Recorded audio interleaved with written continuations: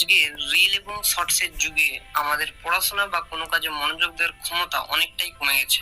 বিভিন্ন রিসার্চ অনুযায়ী মানুষের অ্যাটেনশন স্প্যান এখন মাত্র 15 সেকেন্ড থেকে 45 সেকেন্ড। তাই আজকের এই ভিডিওটিতে আলোচনা করব কিভাবে আপনি আপনার মনোযোগ দেওয়ার ক্ষমতা আরো গভীর করতে পারবেন। ভিডিওটি শেষ পর্যন্ত দেখলে শুধু আপনার কনসেন্ট্রেশন পাওয়ারই বাড়বে না, আপনি এমন কিছু মাইন্ডসেট সম্পর্কে জানতে পারবেন যা পৃথিবীর কেবল 1% লোকই জানে। তো চলুন শুরু করা যাক। Step 1, study books. বই পড়া এটা এমন একটা গুরুত্বপূর্ণ অভ্যাস যা মনোযোগ দেওয়ার ক্ষমতাকে 10x পরিমাণে বৃদ্ধি করে। পৃথিবীর যে 1% মিলিয়নিয়ার ও বিলিয়নিয়ার ব্যক্তিরা রয়েছেন তাদেরকে যখন জিজ্ঞাসা করা হয় আপনারা কিভাবে এত গভীর মনোযোগ দিয়ে নিজেদের কাজ করতে পারেন, তারা উত্তরে বলেন বই পড়া। আপনি বিশ্বাস করবেন না, একজন সাধারণ ব্যক্তি সারা বছরে যে পরিমাণ বই পড়ে এই 1% বিলিয়নিয়াররা এক মাসে তার থেকেও বেশি বই পড়ে। বিশেষজ্ঞদের মতে আপনি যদি প্রতিদিন 15 থেকে 30 মিনিট পড়াশোনা করেন তবে তা আপনার মানসিক চাপ কমাতে ও মস্তিষ্কের কার্যকারিতা বাড়াতে সাহায্য করবে। এখন যারা স্টুডেন্ট আছেন তাদের জন্য এই পয়েন্টটা নয়, আপনার কনসেন্ট্রেশন পাওয়ারকে বৃদ্ধি করার জন্য পরবর্তী স্টেপগুলো আপনাকে ভালোভাবে বুঝতে হবে। Step 2, reel and shorts. Reel এবং শর্ট ভিডিও দেখা পুরোপুরি বন্ধ করুন। রিল এবং শর্ট ভিডিও দেখলে আমাদের ব্রেন ইনস্ট্যান্ট ডোপামিন পায়, কিন্তু পড়াশোনা এখানে ডোপামিন কোথায়? এছাড়াও রিল ভিডিও সাধারণত 30 থেকে 45 সেকেন্ড পর্যন্ত হয়। এর ফলে এটা আপনার অভ্যাসে পরিণত হয় এবং আপনার কনসেন্ট্রেশন পাওয়ারও 45 সেকেন্ড হয়ে যায়।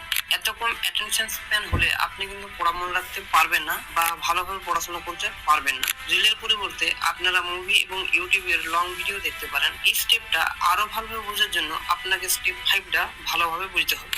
Step 3, do meditation. প্রতিদিন সকালে ঘুম থেকে ওঠার পর এবং রাত্রে ঘুমোতে যাওয়ার আগে মেডিটেশন করুন। মেডিটেশন করলে আপনার মন শান্ত হয় এবং ফোকাস ক্ষমতা বৃদ্ধি পায়। হযরত মুহাম্মদ শাহ, মহাবীর, জৈন, গৌতম বুদ্ধ প্রত্যেকে কিন্তু ধ্যান করতেন।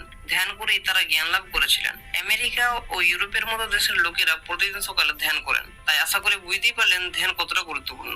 Step 4, exercise. আমাদের হিউম্যান ব্রেন এবং শরীর পরস্পরের সাথে ডাইরেক্ট যুক্ত, তাই যদি শরীর ঠিক না থাকে ব্রেনও ভালোভাবে কাজ করবে না। তাই প্রতিদিন সকালে একটু জগিং এবং সামান্য কিছু এক্সারসাইজ করুন। Stretching, squat, push up. প্রতিদিন মাত্র 30 মিনিট এক্সারসাইজ করলেই তা আপনার মানসিক স্বাস্থ্যের জন্য অত্যন্ত উপকারী হবে এবং আপনি ডিপ ফোকাস করতে পারবেন।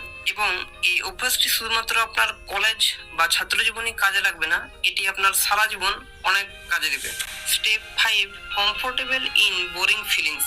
আমাদের মধ্যে এমন অনেকেই আছেন যারা অ্যালকোহল, মদ্যপান থেকে দূরে থাকেন, কিন্তু তা সত্ত্বেও আমরা প্রত্যেকেই এক্সাইটমেন্টের নেশায় আসক্ত। রিল ভিডিও প্রতি সেকেন্ডে আমাদের প্লেজার দেয়, কিন্তু পড়াশোনা এবং মনোযোগী হওয়া এটা একটা বোরিং এবং পেইনফুল জিনিস।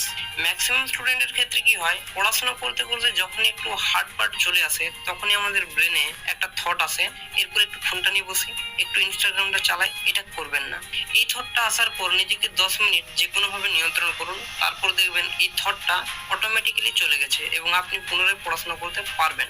একে বলা হয় 10 মিনিট রুল। এবং ফোনের স্ক্রিন টাইমকে কম করুন, তাহলে আপনার মনোযোগ দেওয়ার ক্ষমতা অনেক গুণে বৃদ্ধি পাবে। আজকের ভিডিওটি এই পর্যন্তই। ভিডিওটি কেমন লাগলো তা অবশ্যই কমেন্ট করে জানাবেন।